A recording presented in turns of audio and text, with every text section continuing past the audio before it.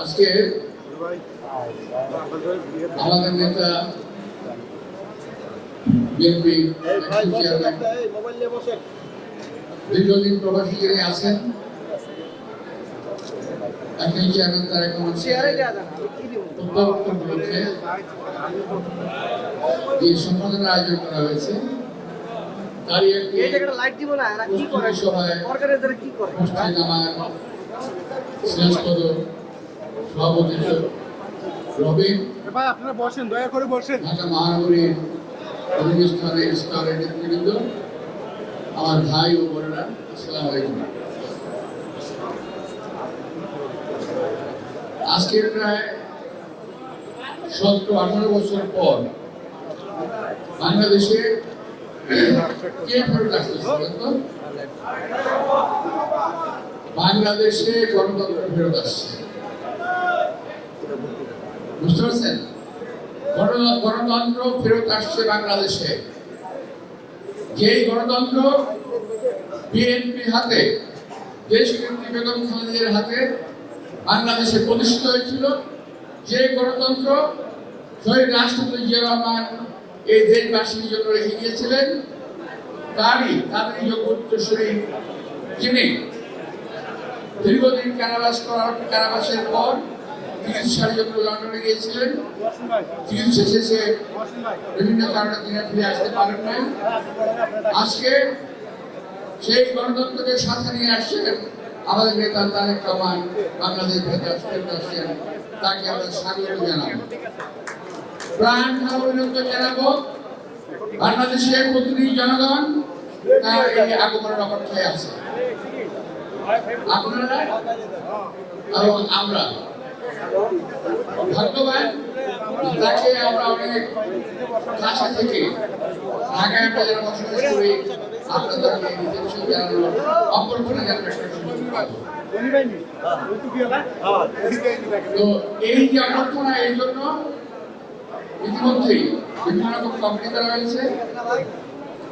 ঢাকা মহানগরী নেতৃবৃন্দকে যে কমিটি করা হয়েছে, তারা এখানে কাজ করছেন। ইতিমধ্যেই আপনার দিক নির্দেশনা পেয়েছে, আমি সেই দিক নির্দেশনায় যাব না, শুধু একটু বলবো যেখানে ভিড় হবে সেখানে কেউ ধাক্কাধাক্কি করে সামনে যাওয়ার চেষ্টা করবেন না। এত লোক হবে, এই লোকের মধ্যে বাইরে থেকে অনেক লোক আসবে। এই লোকের মধ্যে যদি আমরা কোন রকম বিশৃঙ্খল হয়ে যাই, বহু লোকের হয়তো দেওয়ার সম্ভাবনা আছে, এটা একটু মাথায় রাখতে হবে। আমরা ঢাকাবাসী, আমরা ঢাকার লোক, আমরা বাইরে থেকে যারা আসবে তাদেরকে আমরা স্বাগত জানাবো, তাদের জন্য আমরা অবস্থান করে দেব, তারা আমার মেহমান, সেই সুযোগটা আমরা তাদেরকে করে দেব, ঠিক আছে? এবং যারা স্থানীয়ভাবে আসেন ওই এলাকাতে, উত্তরে যারা আছেন, আমি মনে করি ঢাকায় আপনারা যারা আছেন সবচাইতে বেশি জনসমাবেশ ইতিপূর্বে আমরা প্রত্যেকটা মিছিলে মিটিংয়ে করেছি। এবারও এখান থেকে সবচাইতে বড় একটি জনসমাবেশ করা হবে। ভাইয়েরা, যখন তিনি আসছেন, এই দেশের অভ্যন্তরে যারা বসবাস করেন, এই দেশের বাইরে যারা বসবাস করেন, যারা এই দেশের মঙ্গল কিংবা এই দেশের শান্তি চান না, এমন এক শ্রেণীর লোক বাংলাদেশে বসবাস করে। তাদেরকে দেখতে বাংলাদেশি মনে হয়, কিন্তু আসলে তারা বাংলাদেশি নন, তারা বাংলাদেশকে ভালোবাসেন।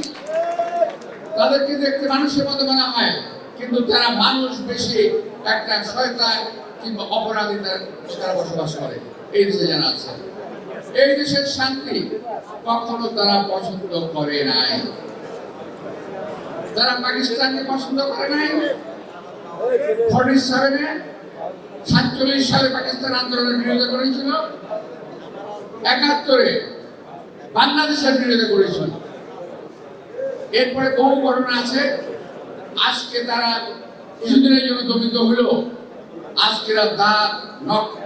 আজকে তারা প্রসারিত করেছে। নাক নখ বিস্তার করেছে, তারা বাংলাদেশে বিভিন্নভাবে অশান্তি সৃষ্টি করছে, খুন জখম রাহাজানি তারা শুরু করেছে। বাংলাদেশের মানুষ সব জানে এবং বুঝে, কিন্তু পক্ষান্তরে তারা বিএনপির উপর দোষারোপ করার চেষ্টা করছে। খেয়াল করে দেখবেন তাদের প্রতিটি কার্যক্রম খুব ধারাবাহিক। আমাদের নেতা আসবেন, এই সময় একটা দুর্ঘটনা ঘটিয়ে দিল, তারা হাতিকে হত্যা করল, এবং এইটার বদনাম চাপানোর চেষ্টা করেছিল বিএনপির উপরে, আমাদের উপরে। কিন্তু আল্লাহর শেষ রহমত, আসামি ধরা আসামিকে শনাক্ত করা গেছে, ফলে সেই অপরাধ আর বিএনপির উপরে নাই। আর বিএনপি কখনো খুন জখম হত্যাকাণ্ড মবের রাজনীতিতে বিশ্বাস করে না। তার অর্থ এই নয় যে বিএনপি হাত পা গুটিয়ে বসে থাকে। যদি প্রয়োজন হয় এই সমস্ত ষড়যন্ত্রকারীদেরকে ৭১ সালে আমরা যেভাবে জবাব দিয়েছিলাম, ইনশাল্লাহ আজকে ২৫-এও একইভাবে আমরা জবাব দেব। দেশের স্বাধীনতা, দেশের সার্বভৌমত্ব আমরা কোনোভাবেই পূর্ণ হতে দেব না। ভাইরা, ৭১ সালের অর্জিত স্বাধীনতা, ২৪-এ কথা বলার অধিকার এই দেশের জনগণ রক্ত দিয়ে আদায় করেছে। সেই ৭১ এবং ২৪-এর যে অধিকার, সেই অধিকার থেকে আজকে ছিনিয়ে নেওয়ার চেষ্টা করা হচ্ছে। বাংলাদেশের মানুষকে জিম্মি করে কতিপয় রাজনৈতিক দল তারা আজকে ক্ষয়দল করার চেষ্টা করছে, পানি ঘোলা করে তার মধ্যে মাছ শিকার করার চেষ্টা করছে। এদিকে আমাদের খেয়াল রাখতে হবে। আজকে বাংলাদেশে সর্বত্র একটা ধ্বনি শোনা যাচ্ছে, অসহায়তার একটা ধ্বনি। বাংলাদেশের সাধারণ মানুষ অসহায় হয়ে গেছে। এই অসহায় মানুষগুলোর উপরে শহীদ রাষ্ট্রপতি জিয়াউর রহমান সাহায্য করেছিলেন। আজকে তার দল বিএনপি সেই অসহায় মানুষদের পাশে দাঁড়াবে। আমরা কোন পরিস্থিতিতে এই ধরনের কোন হঠকারী কার্যক্রম ঢাকা শহরে আমরা হতে দেব না। যারা করতে আসবে তাদেরকে আমরা ইনশাআল্লাহ প্রতিহত করব। আমি বলছিলাম আমাদের নেতা তারেক রহমান সাহেব আসবেন, একটা হত্যাকাণ্ড হলো, তারপরে পরপর কয়েকটি ধারাবাহিক কতগুলি ঘটনা ঘটলো। মনে হলো সাজানো একটা ছক, এটা একটা সাজানো ছক। আর তাদের কার্যক্রমের মধ্যে দিয়ে তারা এই দেশের মানুষের গণতান্ত্রিক অধিকারকে হরণ করতে চায়, যেটা আমরা ৭১-এ একবার ২৪ একবার অর্জন করেছি। সেই গণতান্ত্রিক অধিকারকে হরণ করতে দেওয়া যাবে না। আমরা ভোটের অধিকার পুনঃপ্রতিষ্ঠিত করব। যেই ষড়যন্ত্রকারী নির্বাচন বানচাল করার চেষ্টা করবে তাদের বিরুদ্ধে আমরা নির্বাচনের মাধ্যমে জবাব দেব ইনশাআল্লাহ। এই দেশে নির্বাচন হবে, নির্বাচন হতে হবে, এবং কোন কালে কোন চক্রান্তকারী টিকে থাকতে পারে নাই। সত্যের সামনে মিথ্যা পেছনে কখনোই চলে না, সত্য প্রতিষ্ঠিত হবেই। গণতন্ত্রের সামনে অগণতান্ত্রিক শক্তি কখনো টিকে থাকতে পারবে না। এই কথাটা আমাদের মাথায় রাখতে হবে। এবং যারা আজকে ঘোরাবাড়িতে মাছ শিকার করার চেষ্টা করছেন তাদেরকে আমরা বলতে চাই, সাবধান হয়ে যান। এই দেশের মানুষ আপনাদেরকে চিনে ফেলেছে। এই দেশের মানুষ আপনাদের সাথে জানে আজকে অপকর্ম কারা করছে, দেশে বিশৃঙ্খলা কারা করছে, কেন করছে। কতগুলো পত্রিকা অফিস জ্বালিয়ে দিলেন, কতগুলো মানুষের কতগুলো সংস্থা জ্বালিয়ে দিলেন। কারা ভাইয়েরা? দেশকে ভালোবাসে? দেশকে ভালোবাসলে কখনোই তারা এই কাজগুলো করতে পারতো না। এদেরকে থামতে হবে, যদি না থামে এদেরকে থামাতে হবে, এদেরকে থামাতে হবে। এরা দেশের শত্রু, এরা জাতির শত্রু, এদেরকে চিনে রাখুন। আজকে আমি সরকারকে বলতে চাই, আপনাদের দুর্বলতাটা কোথায়? আমরা যখন এই সরকার প্রধানের সাথে দেখা করতে গেছি, বারবার বলেছি আপনার সহযোগিতার হাত প্রসারিত করেছি, কিন্তু আপনারা সেই সহযোগিতার হাত গ্রহণ করেন নাই। আপনার দেশ বিরোধী চক্রের সঙ্গে, তাদের সঙ্গে থেকে দেশকে ধ্বংস করার নির্দেশে লিপ্ত আছেন বলে আমি মনে করছি। এত ঘটনা ঘটছে, কোথায় কোথায় গ্রেফতার, কোথায় শান্ত করার প্রক্রিয়া, কোথায় এই প্রক্রিয়া সংস্থা? কাউকে কোথাও মাঠে দেখা যাচ্ছে না।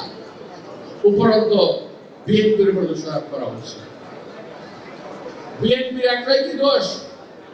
স্বাধীনতার ঘোষক আমাদের নেতা শহীদ রাষ্ট্রপতি জিয়া রহমান স্বাধীনতার ঘোষণা দিয়েছিলেন। আমাদের নেতা এই দেশে বাকশাল বন্ধ করে দিয়ে গণতন্ত্র প্রতিষ্ঠিত করেছিলেন। আমাদের নেত্রী দেশ নেত্রী বেগম খালেদা জিয়া বহুদলীয় গণতন্ত্র প্রতিষ্ঠা করেছেন, লালন করেছেন, পালন করেছেন। আজকে সেই বহুদলীয় গণতন্ত্রের সুযোগ নিয়ে আপনারা অপচক্রান্ত করছেন দেশ এবং জাতির বিরুদ্ধে। এটা বিএনপি কখনো মেনে নেবে না। আজকে তাই বলছি, আমাদের নেতা দেশে আসছেন মানে হলো গণতন্ত্র দেশে ফেরত আসছে, এই কথাটা মাথায় রাখতে হবে। উনি গণতন্ত্র নিয়ে আসছেন, উনি গণতন্ত্র প্রতিষ্ঠা করবেন। বহু লোক বহু কথা বলছে, কোনো কথায় বিভ্রান্ত হবেন না।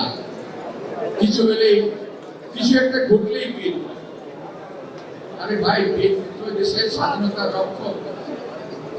রক্ষক নয়। এই দেশের স্বাধীনতা এনেছে বিএনপি, এই দেশের স্বাধীনতা রক্ষা করবে বিএনপি। এই দেশের স্বাধীনতা, এই দেশের জনগণের কথা বলার অধিকার, মৌলিক অধিকার রক্ষা করবে ইনশাল্লাহ বিএনপি। ইনশাল্লাহ দেশের জনগণ আগামী নির্বাচনে এটা সঠিক সিদ্ধান্ত দেওয়ার মালিক এই দেশের জনগণ। তারা প্রেরণের মাধ্যমে সঠিক সিদ্ধান্ত প্রদান করবে। আমি আমাদের নেতা তারেক রহমানকে আবারও এই মঞ্চ থেকে, আমাদের আজকের এই জনসভা থেকে, আপনাদের সকলের পক্ষ থেকে বাংলাদেশে 25 তারিখে আমরা স্বাগত জানাচ্ছি। ইনশাআল্লাহ আপনাদের সবাইকে আন্তরিক শুভেচ্ছা, ধন্যবাদ জানিয়ে বক্তব্য শেষ করছি। আল্লাহ হাফেজ। বাংলাদেশ জিন্দাবাদ।